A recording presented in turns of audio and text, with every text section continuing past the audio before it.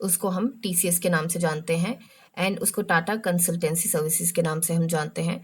सो आज आया है इसका रिजल्ट। तो विदाउट एनी ड्यू हम इधर उधर की बात नहीं करेंगे, सीधा हम रिजल्ट पे डाइव इन करते हैं। तो रिजल्ट की अगर हम बात करें तो सबसे पहले तो यहाँ पे जो ध्यान में रखने वाली बात है कि हमारा क्वार्टर ऑन क्वार्टर कुछ अच्छा नहीं रहा है। ना तो हमारा नेट प्रॉफिट अच्छा रहा है, ना तो हमारा ऑपरेटिंग प्रॉफिट अच्छा रहा है। तो ये शॉर्ट टर्म में आपको थोड़ा सा वॉलेटिलिटी देखने को मिल सकती है, राइट। अब करें ईयर ऑन ईयर की बात, डिटेल में जानेंगे पर अभी पॉइंटर्स देती हूँ। ईयर ऑन ईयर की बात करें तो ईयर ऑन ईयर में हमारा बहुत अच्छा रिजल्ट रहा है। यहाँ पे भी देखेंगे, यहाँ पे भी देखेंगे तो हमारा ईयर ऑन ईयर में जंप देखने को मिला है। प्रॉफिट में हमें लगभग 5% का जंप देखने को मिला है ईयर ऑन ईयर में, एंड रेवेन्यू में 14% के आसपास का जंप देखने को मिला है। अब यहाँ पे अच्छी अच्छी बात पहले करेंगे जो कि है 12 रुपीज का इन्होंने इंटरिम डिविडेंड भी अनाउंस किया है। ऑर्डर बुक इसकी 9.5 बिलियन डॉलर्स की ऑर्डर बुक है, जो कि बहुत बड़ी ऑर्डर बुक होती है, तो ये भी अच्छी बात है। अब एआई बिजनेस का इन्होंने एनुअलाइज जो रन रेट है वो 2.6 बिलियन तक पहुंचा दिया है, जो कि अगेन एक बहुत अच्छी बात है। अब यहाँ पे करेंगे हम थोड़ा सा डिटेल में बात, शॉर्ट टर्म में क्या हो सकता है और लॉन्ग टर्म में क्या हो सकता है। सबसे पहले यहाँ पे सेल्स की बात करें क्वार्टर ऑन क्वार्टर, तो यहाँ पे सेल्स हमें बढ़ती हुई नजर आई है, बट साथ के साथ हमारे जो एक्सपेंसेस हैं वो भी हमें बढ़ते हुए नजर आए हैं। अब यहाँ पे ईयर ऑन ईयर की अगर बात करें तो हमारी जो सेल्स बढ़ी है, एक्सपेंसेस कंपैरेटिवली ज्यादा बढ़े हैं अगर ईयर ऑन ईयर की बात करें, बट फिर भी यहाँ पे बहुत अच्छा रहा है सब कुछ, ठीक है। तो यहाँ पे 16,875 करोड़ का ऑपरेटिंग प्रॉफिट था लास्ट क्वार्टर में, सॉरी प्रीवियस ईयर के लास्ट क्वार्टर में एंड सेम क्वार्टर में, एंड यहाँ पे अभी 18,556 करोड़ का ऑपरेटिंग प्रॉफिट है इस क्वार्टर में। और क्वार्टर ऑन क्वार्टर की बात करें तो यहाँ पे हमें 19,276 करोड़ का है एंड घट के वो 18,556 करोड़ का रह गया है। तो क्वार्टर ऑन क्वार्टर बहुत अच्छा कुछ ये रहा नहीं है। अब बात करते हैं ओपीएम की, ऑपरेशन प्रॉफिट मार्जिन।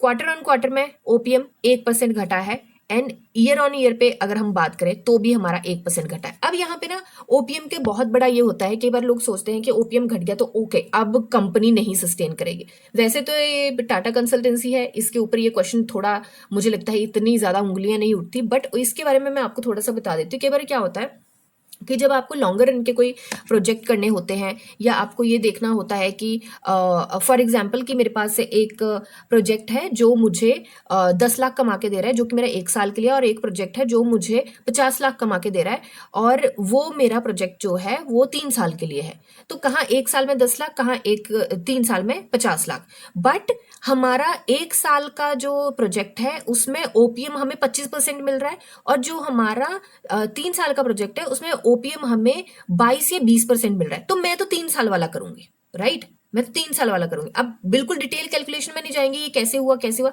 बट मैं आपको मेनली लेमैन लैंग्वेज में समझा रही हूँ कि कई बार ओपीएम हमें कम भी करना पड़ता है, ज्यादा काम करके भी ओपीएम कम करना पड़ता है, क्योंकि हमें वो प्रोजेक्ट, हमें वो अपॉर्चुनिटी या हमें वो उस प्लेटफॉर्म तक पहुंचा देता है जहां के हमारे अगले रास्ते खुल जाते हैं।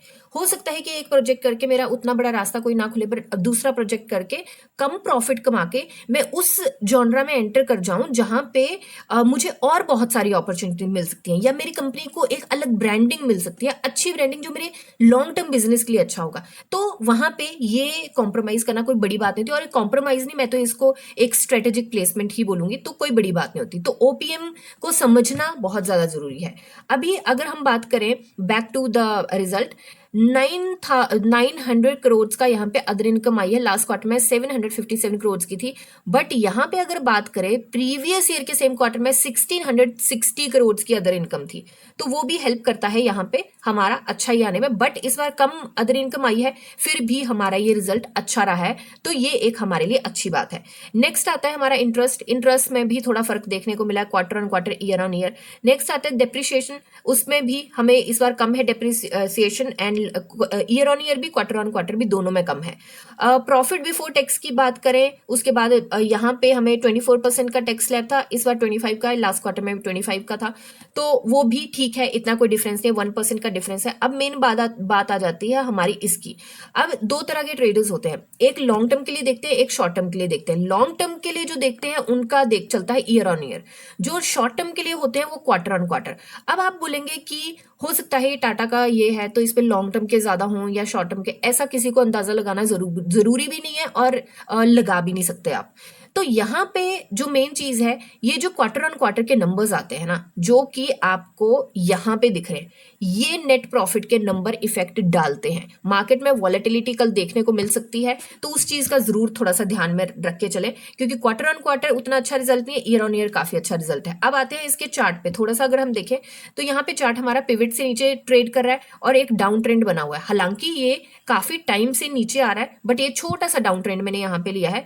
और अगर उसकी बात करें तो इसके एज के आसपास था, आज थोड़ा सा नीचे रहा है, क्योंकि जब रिजल्ट आना होता है तब भी थोड़ा सा वॉलेटिलिटी देखने को मिलती है। इसकी ओपनिंग से ये गया है नीचे, क्लोजिंग इसकी थोड़ी सी उसके आसपास ही रही है, हैमर बनाता हुआ ये दिखा है कहीं ना कहीं।